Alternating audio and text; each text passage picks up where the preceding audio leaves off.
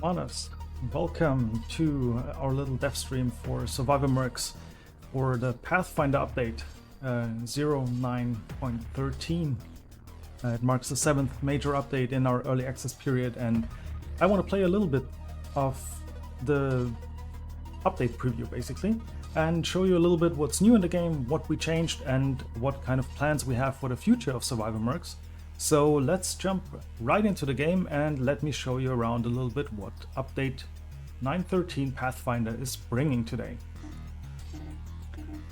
So, generally, if you're not familiar with Survivor Mercs is a roguelike or an action roguelike with a lot of like active twin stick shooting mechanics, and we call it a horde survival squad builder. So it is about you playing a commander that is taking a squad of mercenaries into battle against evil mega corporations, and you're trying to defeat their private robot army basically while getting all of the loot you can, so you can actually upgrade your bunker and basically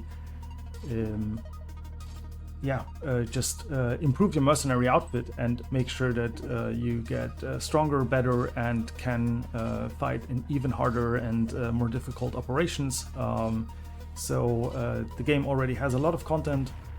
Our latest update, Pathfinder, is actually changing some of the absolute principal core mechanics when it comes to how maps and operations are being played and how you are engaging with the enemy. So this is what I want to show you first. We are starting out as always in our bunker. First of all, we have to pick our commander clone. I still have kind of a fresh save game here, so I will start out with the average basic commander, which is your vanilla commander that you get. Over the course of the game, of course, you will be able to unlock more and more traits. These are here in the Genome Lab. These are traits that will basically allow you to configure your commander more to your liking and add different like strengths and weaknesses to him. And like I said, we're starting with a rather fresh save game, so I'll pick a commander, I'll equip my SMG and go into battle with my average basic commander. In the game I have currently 4 different maps that I can choose. Each of them has a unique boss that you will encounter in the end. We will briefly start on the bootcamp, which is the basically tutorial map, and I will show you what's new in the game, and then we will also head into the desert map to give you another glimpse at a more complex or like more difficult operation where we will be attacking galaxy astronautics and will fight against Phoenix. But yeah, first of all, let's go into the Megacorp test sites. Megacorp is basically that evil corporation that you're fighting. It's a mega conglomerate, and they are running this private robot army. So immediately when I select my map, I will drop into battle. This is nothing that really changed from the old versions, and some of the things we actually changed are how you will progress throughout the course of the map. So first of all, like you were used to, you will capture your first beacon objective and call in reinforcements. So these are your mercenary clones that are being remote controlled by your mercenaries while you remote control your commander basically in battle. And I will just start out with a merc that is not in your starting roster actually. It's Hale. She's a little minigun lady that is just really supporting you with a lot of firepower. And over the course of the battle, you will actually discover more and more of these objectives. There's different types of them. We just started capturing a beacon objective, but now we also have other objectives that are slowly popping up. And what's new now in Update Pathfinder is that you're no longer on a full 20-minute run, but actually you have a countdown timer that is ticking down. This is one of the new like challenge types. So instead of fighting for 20 minutes, you will actually fight a certain period of time only in every map area, and each of these areas have different challenges attached to them. In this one, we're playing the classic time attack. This is basically also how the game is introduced to you. We will start already fighting like a crazy horde of enemies. And Conduit, you just saw a radio pop up, actually mentioned that she has an extraction point ready for you. This is the yellow marker up here. This is basically the way how you can end the current map area and the current challenge in the time attack mode. So that's the big yellow one here, but we're not capturing that. We're actually going for another one which just spawned up here, which is a supply pot, because we want to grab a little bit more XP. These are the little dog tags that you see down here, and they will allow us to level up our squad commander and our mercenaries. And these supply drops normally give you a lot of XP, most of the time a power up and some other beneficial helpers to defeat the enemy horde. So this is something that's really nice for us to grab a couple of XP and collect a couple of level ups, because once we are extracting from this area, we will be able to upgrade our squad. I think like 30 seconds left. I think I won't make it to the other objective, which is still not revealed. You need to get close enough to actually reveal these. And I'd rather stay around here and fight a little bit more while I can survive. And this is also a new thing now with update Pathfinder. You will actually be attacked by a huge artillery barrage once the countdown reaches 0. So this is something that we will still show here real quick. You get a fair warning up front, and once the timer reaches 0, you will actually be attacked by that artillery barrage. And this is like really dangerous, so I recommend you're not getting hit by it, and hopefully I won't die now because of my little like demo showcasing. No, we just made it out in time. Conduit is coming in with her helicopter, picking you up, taking you out. We'll get a little summary now for every stage, showing you the loot that you collected. This is basically your experience and the level ups that you can spend now on upgrading your squad. You have DNA, which is a resource that you will use to clone specific commanders or research new traits. The Blood Diamonds is your general resource that you will need for basically everything you want to unlock and upgrade in the future when you're back in your bunker. And then you have a couple of different components or building materials that are also being used to upgrade your bunker. So after every map area, you will come into a screen where you can pick various upgrades for your squad. These upgrades are randomly picked from a huge list of things. You will get some, we call them generic upgrades. These are the blue ones here.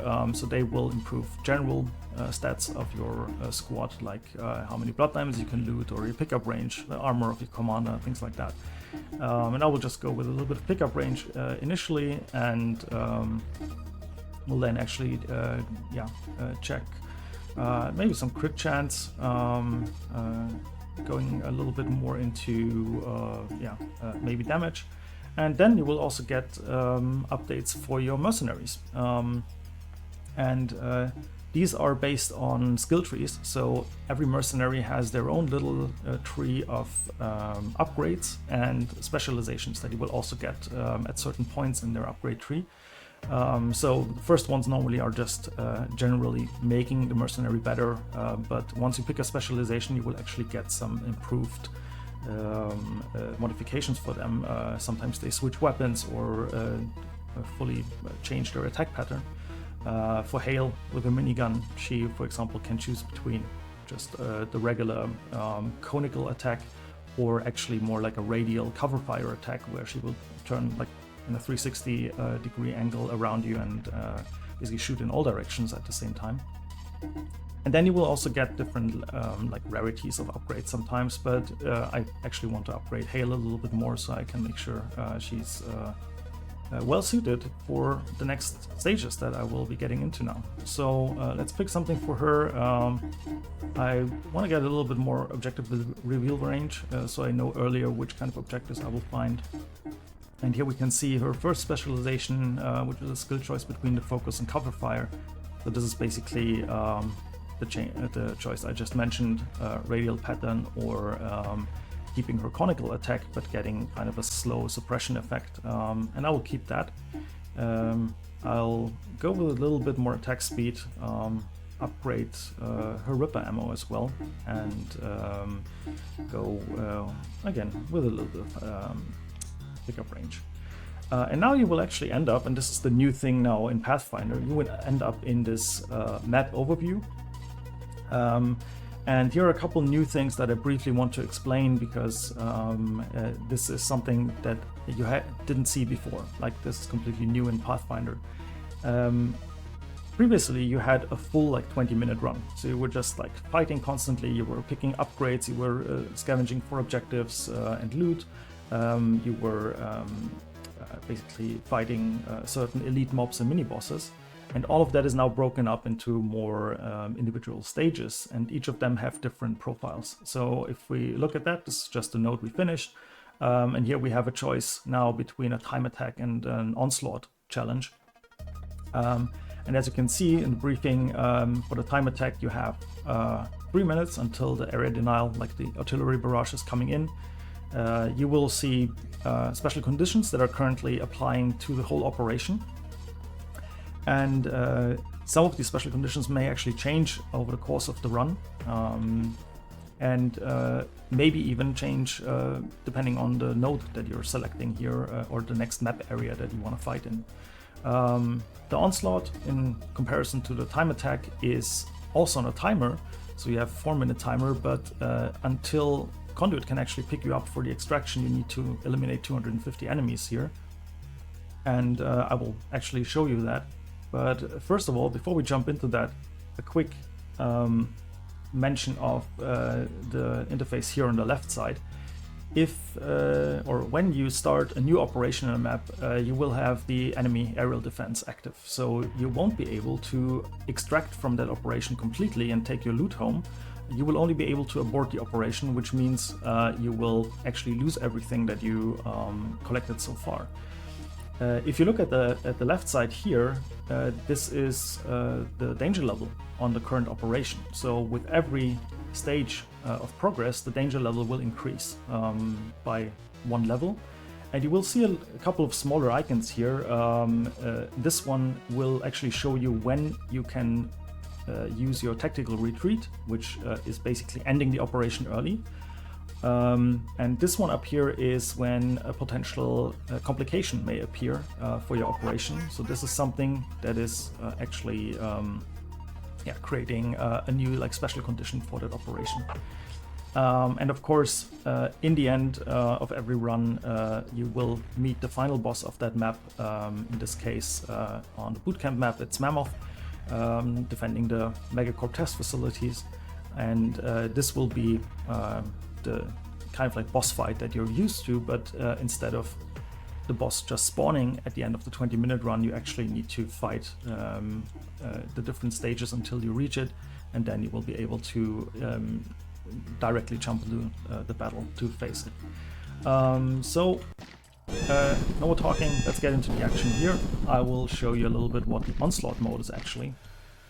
So like I said, this is the second kind of challenge type that we are implementing for Pathfinder.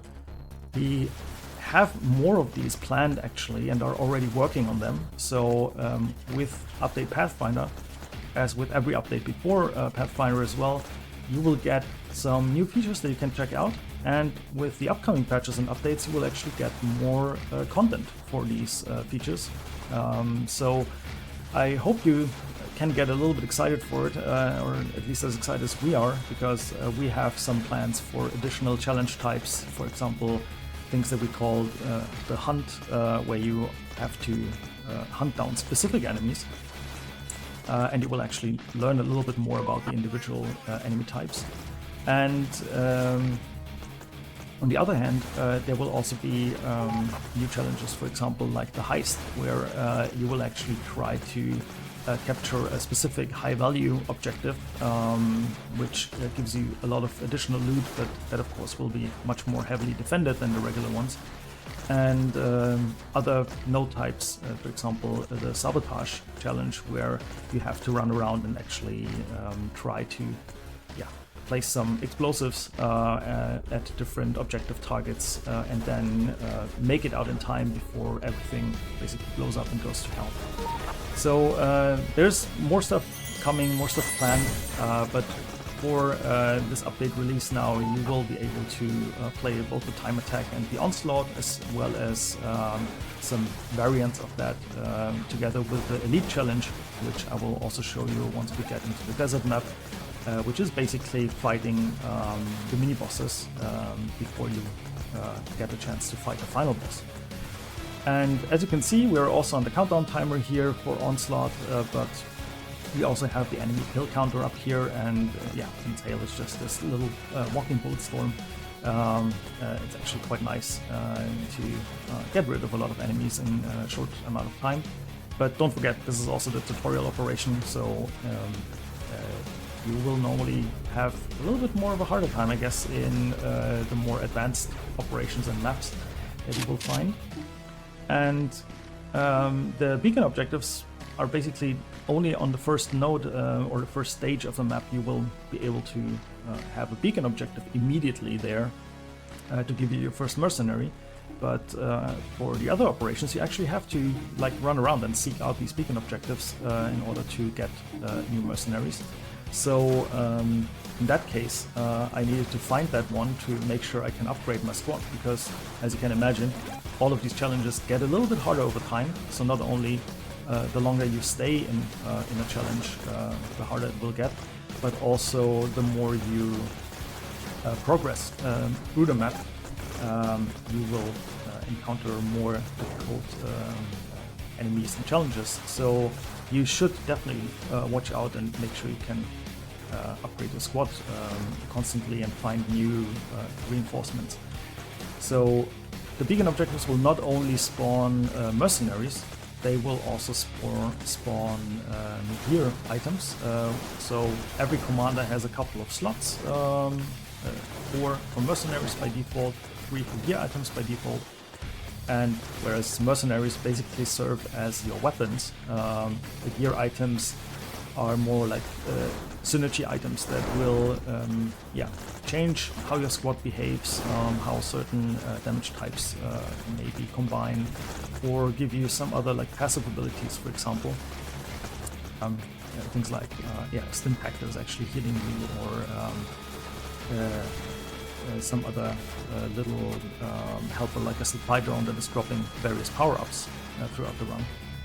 I want to make sure I'm getting out of here now, because these are already like the big guys now spawning, and the barrage is incoming in like 3, 2, 1. So I want to make sure I can get out in time. As you see, I'm using the dash quite regularly. This is your default ability that every commander has from the get-go. There are some traits, we call them talent traits, that actually change how your commander behaves, and these will impact sometimes how your dash will actually function and work, but there are also others that deactivate the dash and give you a different passive ability. I'll leave that up to you to actually explore that and figure out some of these interesting traits for your commanders. But the dash is normally the ability that you will always have. And on the other hand, of course, you will have an active weapon. This is initially when I said this is an action roguelike that uses a lot of active twin stick shooting mechanics.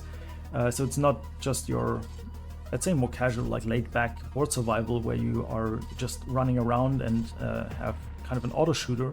This is really a little bit more skill based, requires you to actively use your weapons.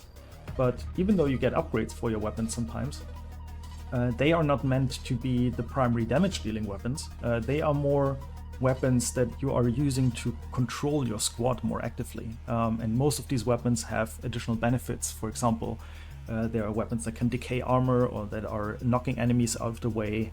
The SMG, for example, has a marking ability, so it will mark enemies for a certain time and basically marks them as high priority targets, so your mercenaries will focus fire more on them than other enemies around you.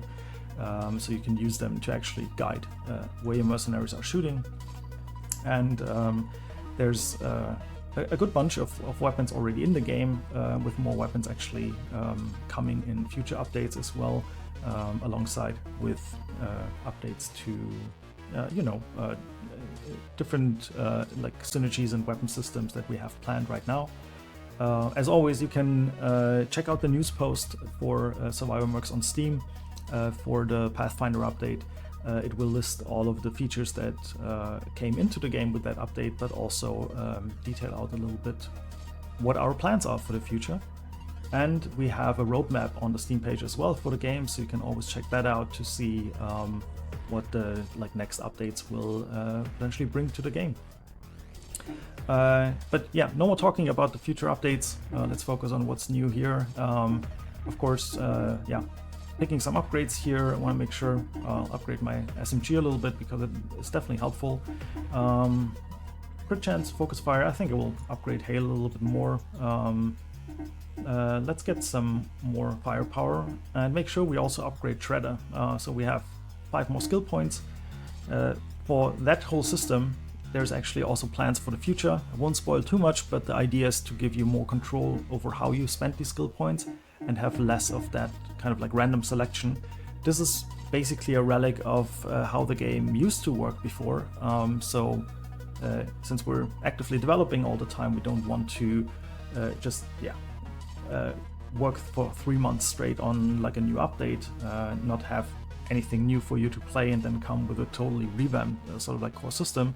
We are progressively, iteratively developing the game, especially with your feedback, and we are introducing these kinds of like changes over time, evolving the game more and more, and basically listening to what you have to say about it, how you feel about it, how you're using these new systems, so we can continuously improve them. So yeah, let's grab some updates and jump into the next stage. I think a little bit of movement speed isn't bad. Let's check what Shredder's skill choices are. He has slug shells, basically a single bullet that is has a high piercing or penetration attack value, or can also go with the buckshot shells. But since I already have this like crazy firepower with hail, I think I want to focus more on like bleed damage and just generally making sure I have Shredder, who is more effective against highly armored targets as well. Little spoiler, this is gonna be helpful for the boss because they normally have much more armor than regular enemies, so you want to have kind of like high penetration weapons as well. Let's go with some pickup range, make the slug shells a bit nicer, and yeah, let's check what we have. Another onslaught or time attack. This time I'll go with the time attack. See if I can actually grab some additional loot, because that is something I will need to expand my bunker. And yeah, let's just try to make the best out of these 3 minutes that we have. As you can see, like I mentioned, this is the tutorial map, so it has a little bit less enemies, a little bit also enemies have reduced HP, armor and damage, so it's a bit easier to fight them. With the standard operation, which is the next one that it will unlock for the other maps, and then also with the elite operation, which is the one that you unlock once you defeated all the bosses in all of the different maps. You will definitely get a kind of a different challenge, and in order to survive these, you definitely have to make use of the combination of different mercenaries, different gear items, and also checking out different traits for your commanders to really refine your squad build and focus down on, for example, certain damage types that you're seeing here as well, or other like very specific squad builds, for example, going just for crazy rate of fire, or maybe just for like super hard single strikes with high penetration attacks.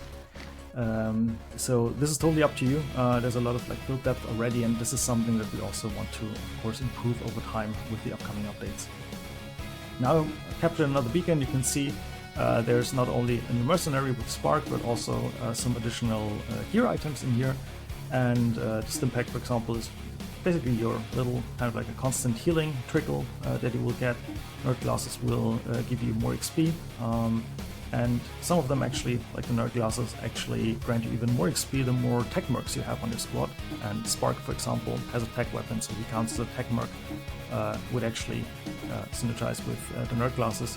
But I think I will just grab a little bit of firepower and show you another merc, which I think is a little bit more interesting now than these gear items. And Spark is basically this guy who shoots the chain lightning bolts. Of course, he starts out at level 1 like the other two did before, so he will be also upgraded to have much higher damage output, especially for crowds of enemies, because he's basically hitting every shot and deals quite some nice damage. There's a little bit of utility to him as well with stunning attack and things like that, so definitely a nice contribution to my more like projectile-based squad at the moment.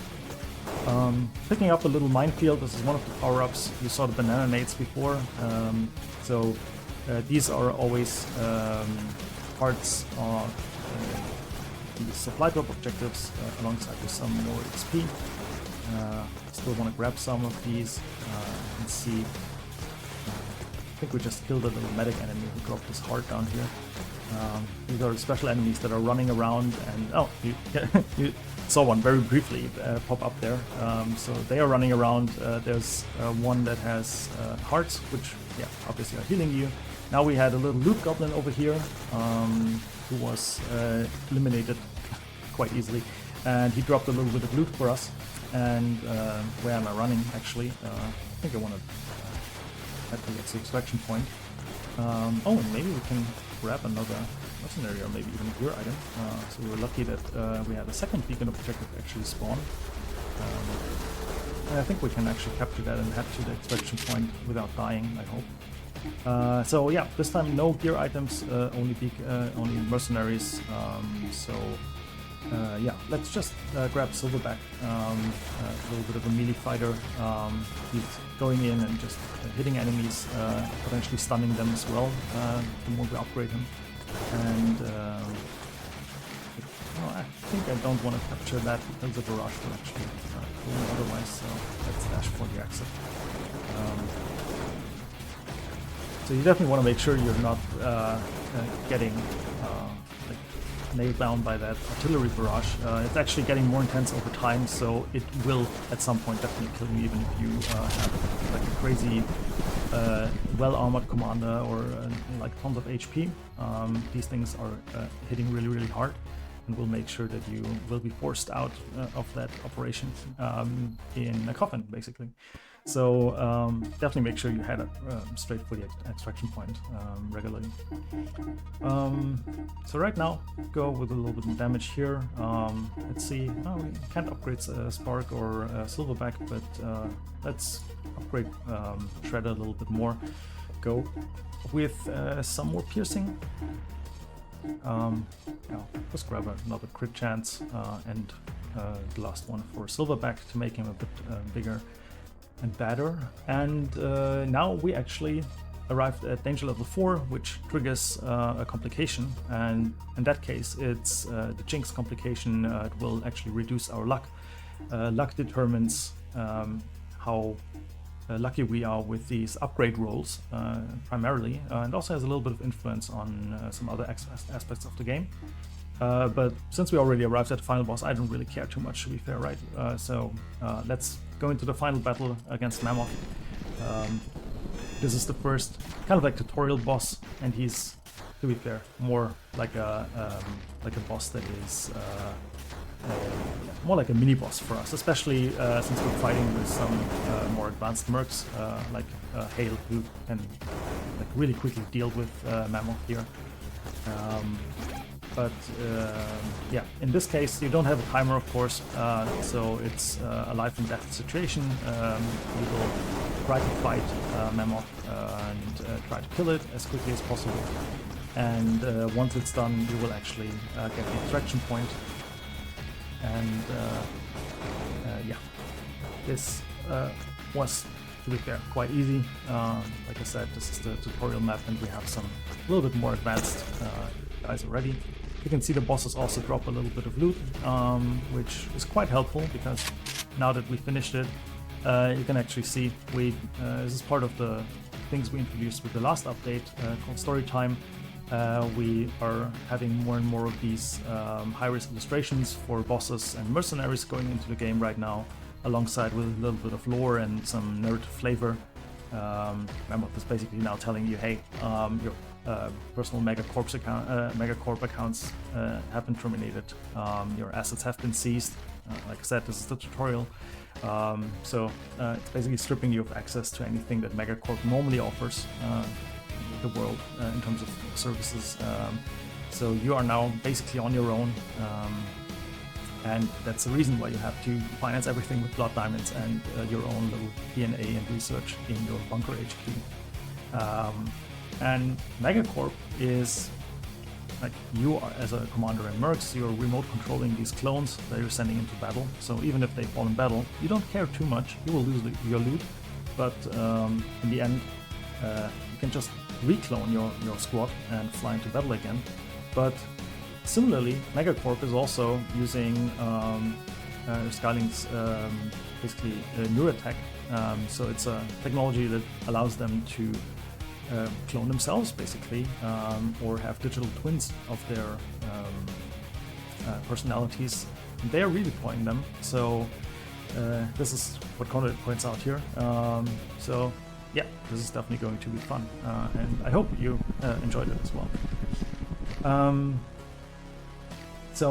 Yeah, I'm playing a little pre-release version, so you can see there's maybe smaller bugs here and there. I hope you don't encounter too many of them once the update is live. We're currently working on, of course, fixing these, but yeah, we completed the operation. You will get a full overview of your loot stats, and actually a little overview as well as like how much you upgrade your gear and your mercenaries, not only your total commander level, because these levels dictate the so-called survival bonus. So your mercenaries, if you take them on an operation and they don't die, you will take them out again, and if you achieve a certain like level threshold with them, they may get a survival bonus, which means they will get bonus levels once you hire them again. But on the other hand, the survival bonus will be taken away from you once the clone dies, once you fail an operation. So this is something that you can use to strategically plan for harder operations, or for certain challenges that are appearing in the more complex operations. We unlocked a couple of things because that is the first map, and the most important things are we are now unlocking basically our trait research. So we got access to the fit, encouraging, and hacker traits. Each of these traits is part of their own individual category. So we basically start out with the feature, which is a personal like strength for your commander. So let's research that. It's actually showing you the stats once you research it. So all of them just give you a little bit of a hint at to what they may be doing. With the fit trait, we're actually just getting some additional hit points at the start of the game. Also the encouraging trait, these are characteristics, basically things that influence your squad and how your mercenaries will perform and behave in battle. So researching that, we can see the encouraging trait is actually reducing the reload time of our mercenaries by 10%.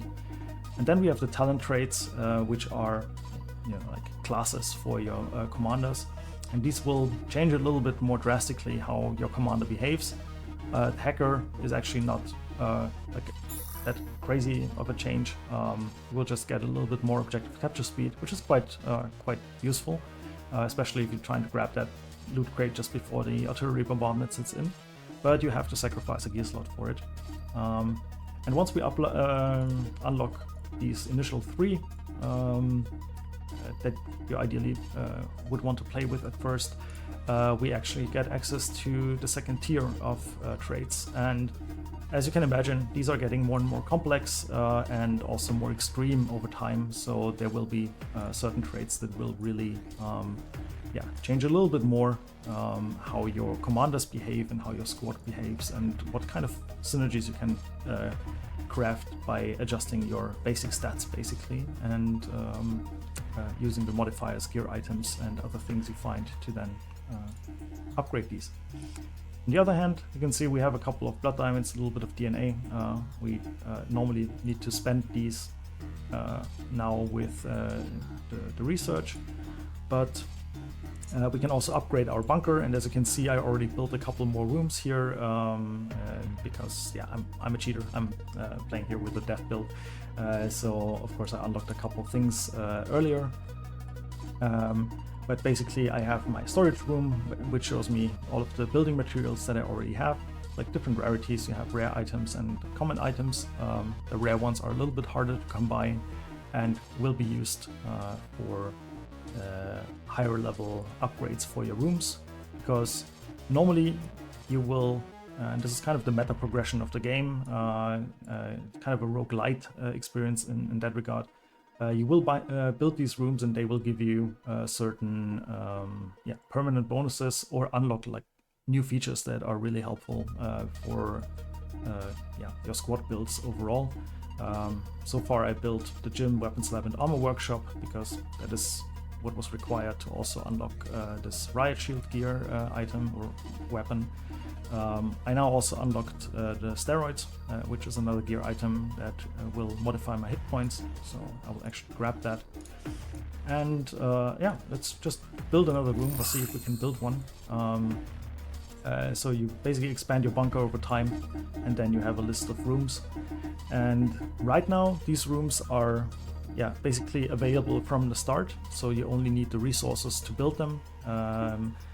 What we have planned for this feature is to introduce blueprints for these rooms that you will actually find in mission objectives in the run. So some of these challenge nodes will actually be dedicated mission challenges that you have to complete in order to get your rooms and to basically upgrade and build them. So we want to integrate that a little bit more with this new map and structure that is now being introduced with the Pathfinder update. So it's definitely exciting times ahead, and I'm more than happy to hear your feedback as well as to what you enjoy about the update, how you like the map structure, and if there's anything you would like us to do and add and improve overall. So for now, I think, as you can see, for example, the procurement is actually enabling you to re-roll certain upgrades during your run, or the field radio station will also allow you to exclude certain things. So there's some rooms that will improve your overall stats or base stats, but there's also others that will add additional features to the game that will be really useful the further you go down that route. So let's jump into one quick last action setting. I'll just build the shooting range just for fun. And like I said, you can also upgrade these rooms once you have them built, which will increase, of course, the bonuses. Again, you will need certain resources, but now we actually spend everything we can. But now that we have the new traits unlocked, we don't want to play the average basic commander, which is also a survivor right now. As you can see, this is the one you survived within the last operation. What I want to do is actually clone a new one. You always get 3 clones basically for every try or every operation that you start. But the more you clone, the more expensive they will get. So now we have a fit encouraging hacker, and can also clone another one for free, average encouraging commander. And now the third one will actually start costing me DNA. And if I unlock the gene synthesizer, then I can also pick certain traits. So I can configure my own commanders if I want to. This is more like a mid to late game feature. So you can not only get them as like random clones, but you can really configure them how you like and how you want to combine certain traits. And let's go with the fit encouraging hacker because it's just giving me a lot of bonuses. And let's actually play with the riot shield real quick, just to show you a different type of commander weapon apart from the SMG. I had that unlocked already, but normally you would have also, after defeating the boss here in the Megacorp test sites, you would have now unlocked the Galaxy Astronautics facilities, where you will encounter Phoenix for the first time. We're playing in the standard difficulty. You can, as I said, also unlock the elite difficulty once you defeat the bosses in all of these areas. And there's also much more we have planned with these operation difficulties now that we have this new map structure or operation structure in place. So again, we're going into battle, this time a new clone, and instead of the SMG we now have our little riot shield. The fun thing about that is I can not only dash and kick these barrels around, let's start with Reaper, I haven't seen her before. But I can also use it to do like a shield bash and yeah, kick enemies and other barrels around a bit more randomly. As you see, it's a little bit longer of a cooldown than the SMG, but it's really helpful if I want to get out of tight situations, especially if I am facing enemies that are shooting at me. So let's head straight for this loot crate objective here and see if we can actually, you know, block some of the projectiles here from the sentries. Normally they're quite pesky, but I don't care too much. I'm currently playing with mouse and keyboard, as you can see, because I wanted to use my mouse cursor a little bit to point around and show you some things in the game. But you can also just play with the gamepad and controller, just like classical twin-stick shooter style. The controller is yeah, fully compatible. Game is also validated to run on Steam Deck. So yeah, this is also something you can check out if you want. And of course, leave us your feedback, tell us what you think. And this time, as you can see, I also started into an onslaught operation immediately, so I have to kill 250 enemies. And that is something I will do. That's the fun part with the riot shield, you know, just kicking enemies into explosive barrels. Yeah, and Reaper, of course, yeah, starting at level 1, all the mercenaries are not like super powerful, as you can imagine, but with some of the upgrades, her railgun is actually quite a nice weapon to play with. So yeah, experiment around with them and the different specializations and see how you can combine them into interesting things. Here's a little kind of loot goblin enemy right now, but we want to quickly kill some enemies so we can make it out in time, have some upgrades. And I always like to capture these like loot crate objectives in the start for the XP that they drop. Also a little magnet, which is nice, and the overdrive pickup, another power up, will actually just put our mercenaries into overdrive, reduce their rate of fire. And you can see Conduit is now ready to pick us up. The extraction point just spawned, and we'll just get there, and I will show you a little bit how the standard operation map actually looks like, because yeah, the initial tutorial is much shorter than the other like regular operations are. So the one you will see now is actually what you will normally face when starting a new operation. And again, we have our upgrades at first, so get some pickup range, some movement speed. Yeah, let's pick the riot shield and then get something for Reaper as well. Yeah, let's pick a rare one. This is basically rare one means it's like a 2-for-1. So I spend 1 skill point and I actually get like 2 upgrade levels of that thing. And for legendary upgrades is the same, but 3, so 3-for-1. So if there's nothing else, definitely makes sense to pick the generic ones at higher rarities for the most part. But yeah, want to make sure Reaper, we use her, and in that case you can see she has 3 different specialization trees you can go down. So the one is the Dense Alloy, it's just this like single super powerful shot. You have the Flechette rounds, that is an alloy that actually yeah, shoots a lot of like small needles in a wide angle. And then you have the Brittle Alloy, which is actually fragmenting into shrapnel, and that's also quite fun. So let's take that and hop into the next operation. And as you can see now, danger meter actually has 10 danger levels, because we have 10 stages as well until we get to the final boss.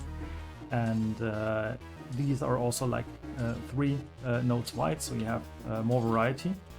But you also need to watch out, because, for example, if I want to make sure I get to this elite encounter up here, fighting elite Sidewinder, I have to make sure that I'm picking one of these 2 nodes, because I can't use that one to go over there. So there will be a little bit of thought that you have to put into these maps. Of course, you can go the easy route and always take the center location. This is something that we want to expand more, of course, over time as well. So we want to make this whole map here a little bit more interesting. Not only by adding more different challenge types, but also by having some holes in them, making them wider and smaller at certain stages. So this is, again, part of the Pathfinder update, the completely new thing right now. So expect it to change a bit more over time and actually get much more refined as well. And yeah, before I'm ending the stream now, I'll just jump into another little time attack and then show you a mini boss fight.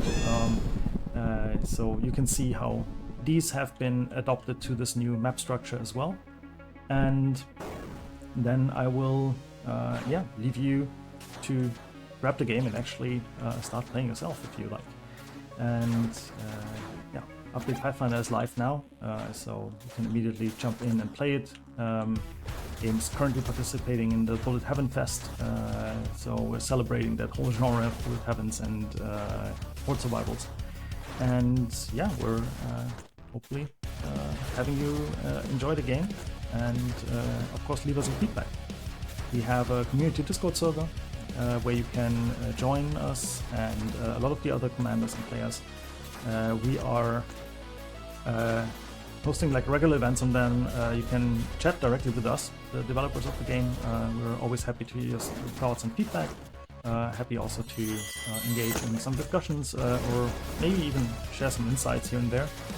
And on the other hand, we want to make sure that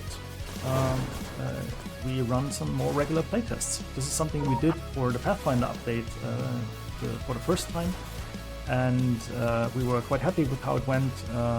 You basically just need to own the game and can switch over to a beta branch if you join our Discord server and grab the playtester role, because we want to make sure that all of the update is basically condensed in Discord for the moment. We may expand it in the future, but for now we want to make sure we are having everything in one central place where we can easily reply and grab all the different feedback and ideas. And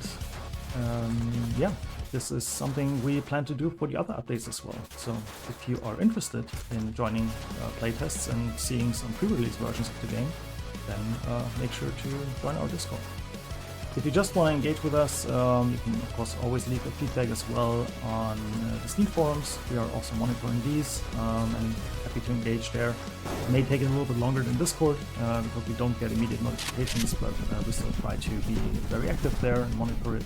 So if there's anything you want to share with us, or you encounter bugs, then you can definitely report them there as well, and we will try to have an immediate look into them and fix them as soon as possible, of course. I'll skim through these updates because only 2 anyways, and now I'll show you the last little bit, so you can see not only like danger level 3, we can now safely retreat from that operation.